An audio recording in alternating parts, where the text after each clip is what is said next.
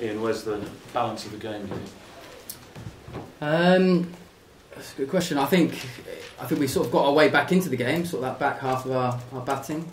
Certainly would have been nice if I hadn't got out in that last sort of period there, but obviously there's a big period tomorrow morning in that first hour. I think eight overs until the new ball, and then we've got to get through that as well. So it's if we can win the first hour, certainly tomorrow, then this is sort of coming into a great test match now. Ian, how impressed were you with Johnny Bairstow's? It came with big shoes to fill and filled them pretty well. Yeah, I'm not too sure about the shoes to fill, but he certainly showed some great character, I think. Obviously, having been left out of the team, had to go away, work on a few areas, and he was tested with them straight away, which you expect in Test cricket, and I thought he handled himself brilliantly. He'd obviously worked really hard on the method back at Yorkshire, and got through that test. Obviously, tomorrow he's got to start again and do it again for us.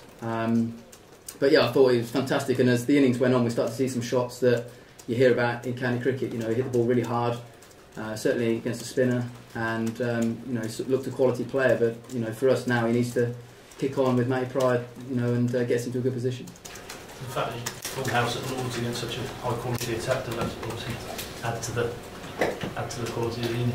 Yeah, definitely. I think fantastic effort. When you play South Africa, it's going to be tough. And like I said, they really tested him, and he got through that, which was fantastic. What did you say to him out in the middle? Because, he's only played a couple of tests. I know he's a mature guy, but were you giving him words of wisdom? Well, not too much. The more simple you can keep it, the better. But for me, we were just trying to go in small targets, chip away if we could. Obviously, at 50 before, it wasn't always the best spot to be in. But again, he handled himself fantastically well, and to get a 100 partnership was great. It would have been nice to still be there with him. But he played really, really well.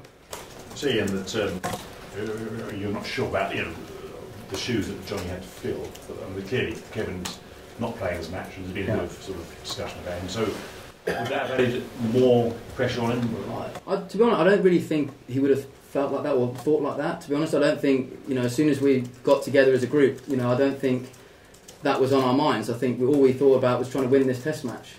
If we had been thinking like that, then there would have been a lot of pressure on him. But I think he, again, from when he turned up in practice, he just thought about beating Johnny Bairstow and scoring as many runs like Johnny Bairstow has for the Lions and for Yorkshire, and that seemed to have worked for him really well. And obviously, the consequence of Kevin's absence is that you moved up to 4. Suits you okay? Are you happy with that? Enjoyed it, yeah. I've always said I want to keep moving up the order if I can, keep testing myself if I can and get the opportunity. So it was nice to get the opportunity at number 4. It would have been nice to kick on and be there tomorrow morning. But I really enjoyed the responsibility of getting up the order more. You were in exactly the same position as they were, exactly the same score, 54 for 4. You're confident that England's tail is much stronger. Do you have a target in mind that you'd like to make? Obviously get past 309, but where do you? Yeah, obviously every run's going to be crucial on this wicket. I feel it is just nibbling a little bit, probably more so than most Lords pitches. But we know it's pretty good when the sun comes out to bat here. But every run's going to be crucial. We need to get up to their score first. And obviously the 2 guys are in have got a massive part to play. But I think it's going to be an action morning. With the way Pryor plays, Bairstow, Swan, Broad. There's not going to be too many block shots around. Don't drive late. What was Johnny like out in the middle? Just as his innings grew, obviously getting past that tricky bit with the short stuff early on. How did he develop? The way his character developed. To be honest, from ball 1, he actually looked really good to me. And he didn't try anything different, and he didn't actually change as the innings went on, which I think was great. Really, I think he just took it a ball at a time, which is great. Obviously, he's coming from some pretty good nick from the Lions game, which was great for him again. To play against Mitchell Johnson and a tough Australian side.